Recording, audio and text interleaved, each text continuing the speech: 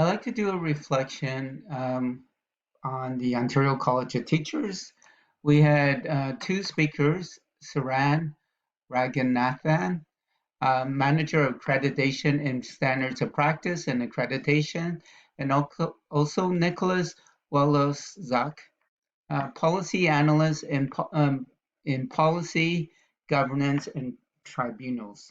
So with Saran, um, yeah, what I found important in his presentation was a better understanding of the Ontario College of Teachers. What it does, the organization, is it credits um, pre-service teachers, regulates the teaching profession. It's the largest of any regulatory body, and it's set up as the body that protects public interest, and that heart of the protection is of students. Now, principles that are really important are that learning does not stop when you are an administrator, and also always keep in mind that you are never alone. Rely on the mentoring. There's resources from the College of um, Ontario College of Teachers. There's resources from the board. And it's very important to build communication channels. And as a minister, it's very important for of to have professional knowledge, especially of educational policy, the Educational Act, example PPM 5, and also as a min, part of it is building leaders. Um, that's one of the important aspects, and also setting up the right culture in the school.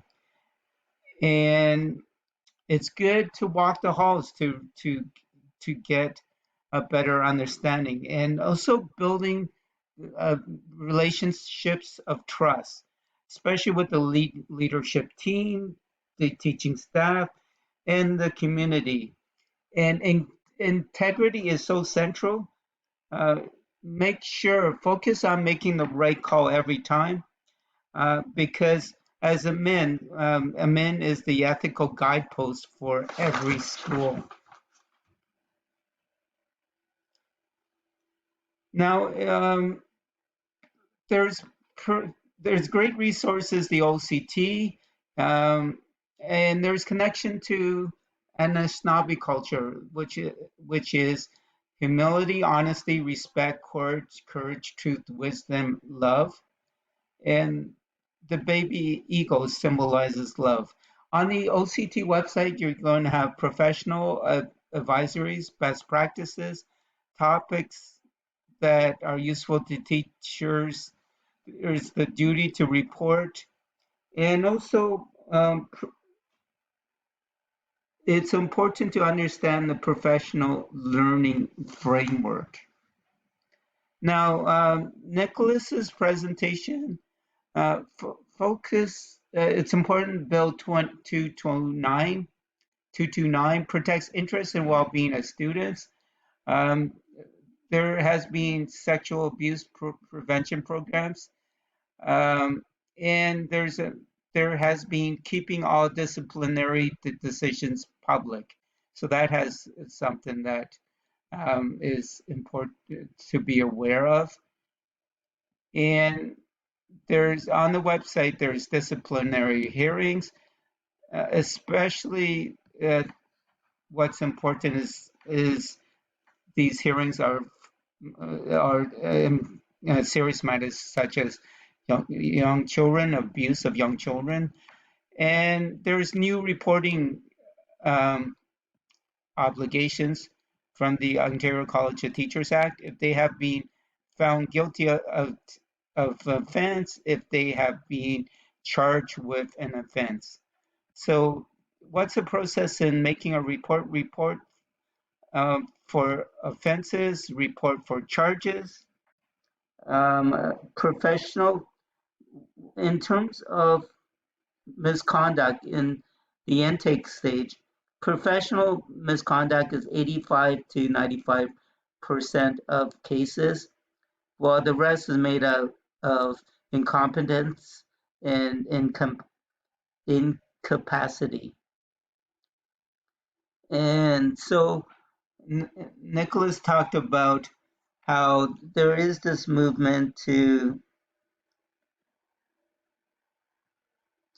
have complaints transferred more to the investigation stage. What was also important in Nicholas's discussion was just the steps going from the investigation stage to the complaint considerations, and whether it's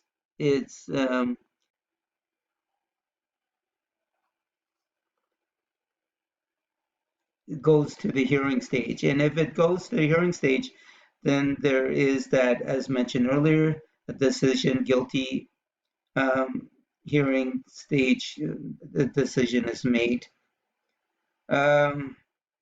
Now,